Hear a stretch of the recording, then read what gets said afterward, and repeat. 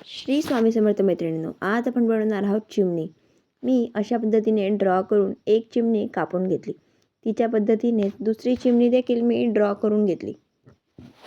ही बघा माझी आणवी कशी मध्ये मध्ये येत आहे. आता आपण त्या चिमणीनुसार दुसरी चिमणी ड्रॉ करून घेऊया.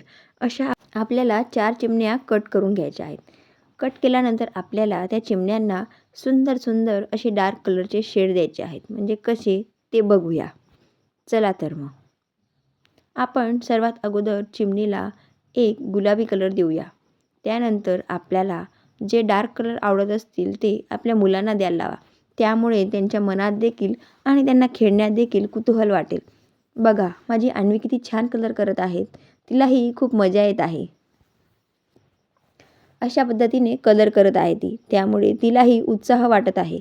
कलर कसा करावा तिला माहिती नव्हतं अजून. त्यामुळे तिला एकदम असा आनंद होत आहे. जसा आपल्याला शाळेत गेल्यावर पहिल्यांदा झाला होता ड्रॉइंग करताना तसा.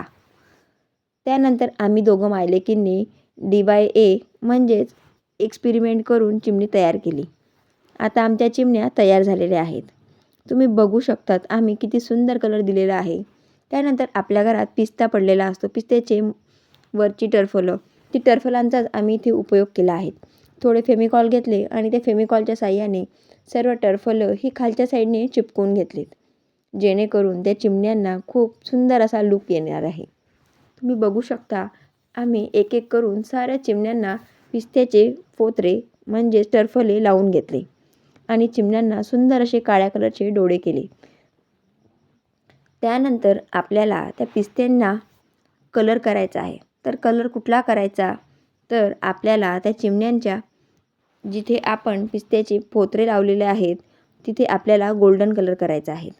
गोल्डन कलर केल्याने खूपच शायनिंग देत आहे. तुम्ही बघू शकतात हे लागतच नव्हते. त्यांना खूप मेहनतीने लावावं लागलेलं आहे मला. आणि हे कलर पूर्ण सुकल्यावरच आपल्याला लावायचे आहेत. जेणेकरून कुठलाही ओल्यापणामुळे ते चिपकणार नाहीत. त्यामुळे आपल्याला सुकल्यानंतरच हे लावायचे आहेत. आणि बोलताना काही चुकून मिस्टेक झाली असेल तर मला नक्कीच माफ करा हां.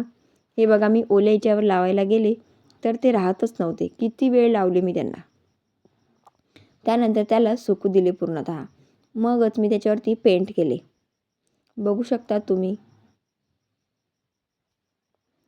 त्यानंतर आता आपल्याला पेंट करायचं आहे. गोल्डन कलर घ्यायचा आहे आणि त्याच्यावर ब्रशच्या साहाय्याने आपल्याला असा लाईट गोल्डन कलर लावत जायचा आहे.